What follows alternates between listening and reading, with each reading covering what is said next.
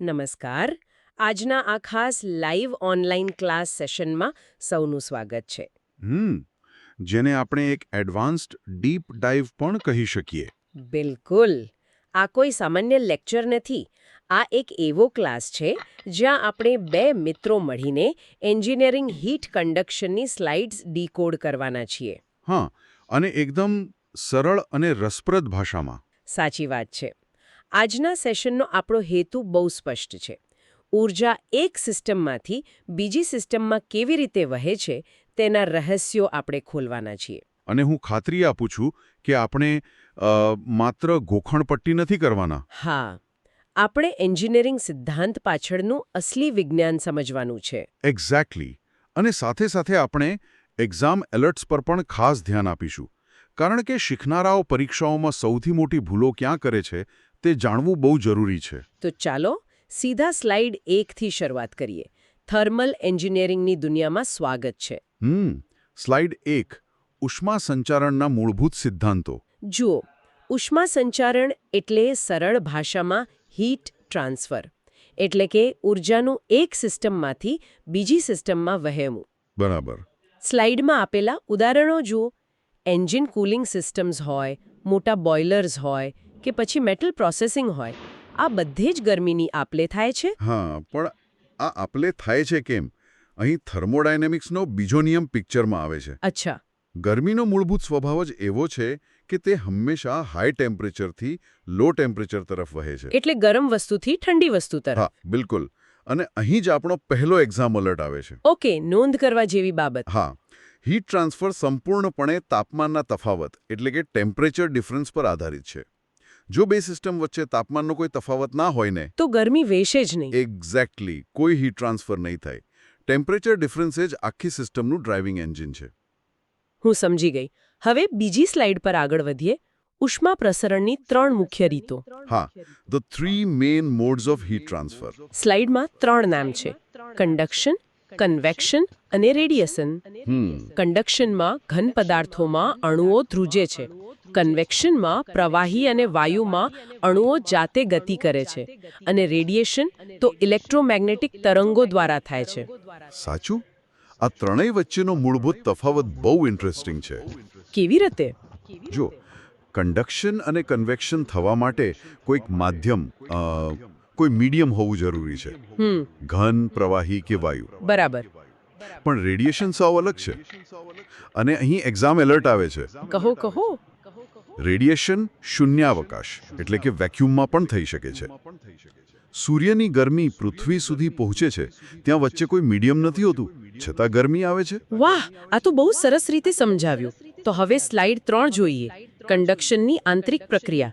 આપણે હમણાં જ કન્ડક્શનની વાત કરી. હા, internal process of conduction microscopic level પર. સ્લાઇડ 3માં દેખાય છે કે કન્ડક્શનની અંદર ખરેખર શું થાય છે. આ બહુ રસપ્રદ છે કારણ કે અણુઓ પોતાની જગ્યા છોડતા નથી. બિલકુલ નહીં. પણ અહીં એક મોટો પ્રશ્ન ઊભો થાય છે. જો માત્ર અણુઓ વાઇબ્રેટ જ કરતા હોય તો ધાતુઓ એટલે કે મેટલ્સ આટલી ઝડપથી હીટ કંડક્ટર કેમ છે? હા, પ્લાસ્ટિક કરતા તો લોખંડ જલ્દી ગરમ થાય છે. સાચી વાત છે. અને તેનું કારણ છે મુક્ત ઇલેક્ટ્રોન, ફ્રી ઇલેક્ટ્રોન્સ. અચ્છા. ધાતુઓની અંદર આ ઇલેક્ટ્રોન મુક્તપણે ફરતા હોય છે. જ્યારે ગરમી મળે ત્યારે આ ફ્રી ઇલેક્ટ્રોન ઊર્જા લઈને સીધા જ આખા પદાર્થમાં દોડવા લાગે છે. એટલે પ્રક્રિયા બહુ ફાસ્ટ થઈ જાય છે. એકદમ સાચું. અને અહીં એક્ઝામ એલર્ટ એ છે કે ઘન પદાર્થોમાં, સોલિડ્સમાં હીટ ટ્રાન્સફર માટે કન્ડક્શન એ જ મુખ્ય પ્રક્રિયા છે. આ યાદ રાખવું. નોટેડ. હવે સ્લાઇડ 4 પર જઈએ. આ સ્લાઇડમાં એક ગ્રાફ દેખાય છે અને ટાઇટલ છે તાપમાન પ્રવણતા એટલે કે ટેમ્પરેચર ગ્રેડિયન્ટ. ગ્રેડિયન્ટ. આ શબ્દ થોડો જટિલ લાગે પણ છે બહુ સિમ્પલ. હા, ગ્રાફ પરથી સમજાય છે કે ગરમીના વહન માર્ગની લંબાઈ સાથે તાપમાનમાં થતા ફેરફારને ગ્રેડિયન્ટ કહે છે. હા, અહીં એક સૂત્ર આપેલું છે: -dT/dx, જ્યાં dt એ તાપમાનનો તફાવત છે અને dx એ દિવાલની જાડાઈ છે. બરાબર. આ ગ્રાફનું વિશ્લેષણ કરીએ તો જેમ અંતર વધે છે તેમ તાપમાન ઘટે છે, ઢાળ નીચે તરફ જાય છે. પણ મને એક સવાલ છે, આ સૂત્રમાં માઇનસ સાઇન કેમ છે? અને હા જ આપણો એક્ઝામ એલર્ટ છે. અચ્છા, મોટા ભાગના લોકો આ માઇનસ સાઇન ભૂલી જાય છે. આ ઋણ નિશાની દર્શાવે છે કે ઉષ્માના વહનની દિશામાં તાપમાન હંમેશા ઘટે છે. એટલે ફાઇનલ ટેમ્પરેચર ઓછું હોય છે પ્રારંભિક ટેમ્પરેચર કરતા. બિલકુલ. અને ગણતરીમાં હીટ ફ્લો પોઝિટિવ મળે તે માટે સૂત્રમાં જ આગળ માઇનસ મૂકી દેવામાં આવે છે. હું સમજી ગઈ. બહુ લોજિકલ છે. તો હવે સ્લાઇડ 5, ફોરિયરનો ઉષ્માવહનનો નિયમ, ફોરિયર્સ લો. આખા થર્મલ એન્જિનિયરિંગનો સૌથી અગત્યનો નિયમ. સ્લાઇડ 5માં લખ્યું છે કે ઉષ્મા પ્રવાહનો દર, જેને ક્યુ કહીએ છીએ, તે બે બાબતોના સમપ્રમાણમાં છે. હા. એક તો લંબ એવું ક્ષેત્રફળ જેને એ કહીએ, અને બીજું અત્યારે જ શીખ્યા તે તાપમાન પ્રવણતા એટલે કે dT/dx. અને આ બંનેને ભેગા કરીએ એટલે છેલ્લું સમીકરણ બને Q = -KA × dT/dx. આ કે ક્યાંથી આવ્યો? હા, આ કે જ આપણો સમપ્રમાણતાનો અચળાંક છે, કોન્સ્ટન્ટ. અને એક્ઝામ એલર્ટ પણ આ જ છે. આ કે ને ઉષ્મા વાહકતા અથવા થર્મલ કન્ડક્ટિવિટી કહેવાય છે. આ કે વિના કોઈ ગણતરી શક્ય નથી. તો ચાલો આ કે ને જરા ઊંડાણથી સમજીએ.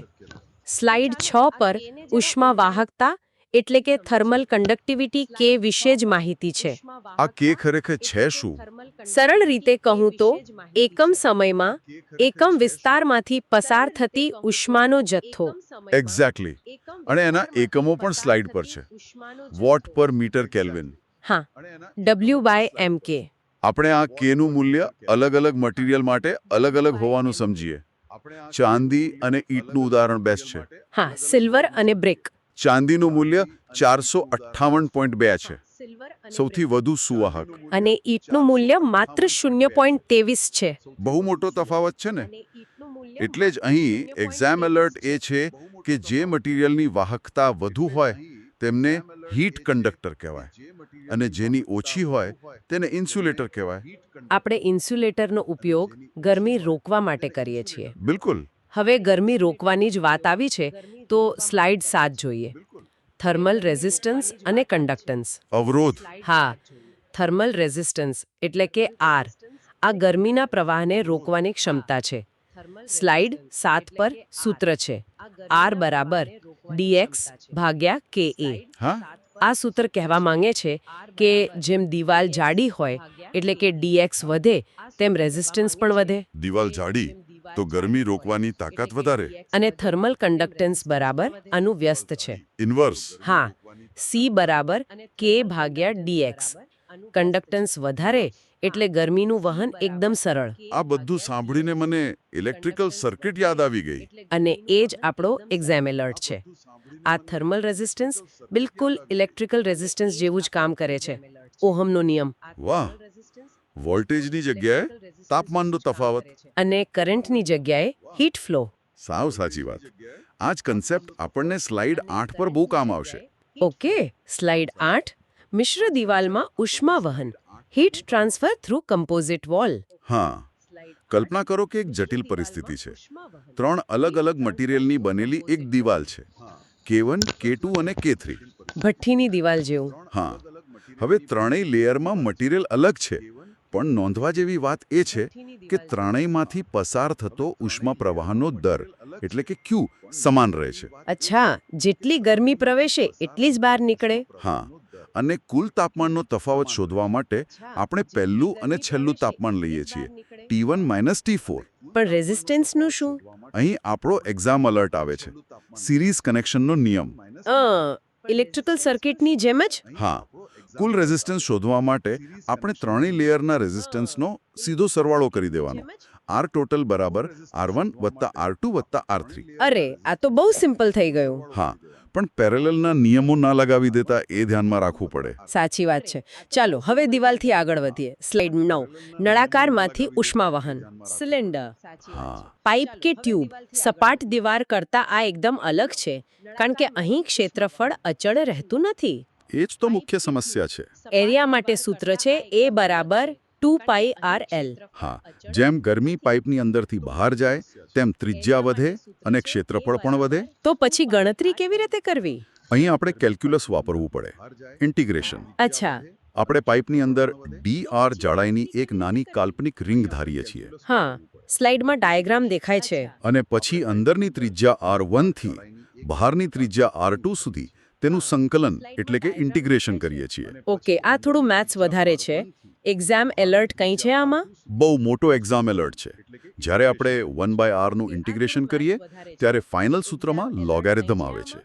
લોગ આવે. હા, નળાકારના સૂત્રમાં લોગનો ઉપયોગ થાય છે એ ભૂલવું ના જોઈએ. સમજી ગઈ. તો હવે આપણે છેલ્લી સ્લાઇડ પર પહોંચી ગયા છીએ. સ્લાઇડ 10, સારાંશ. હા, કી ફોર્મ્યુલાઝ ટુ રિમેમ્બર.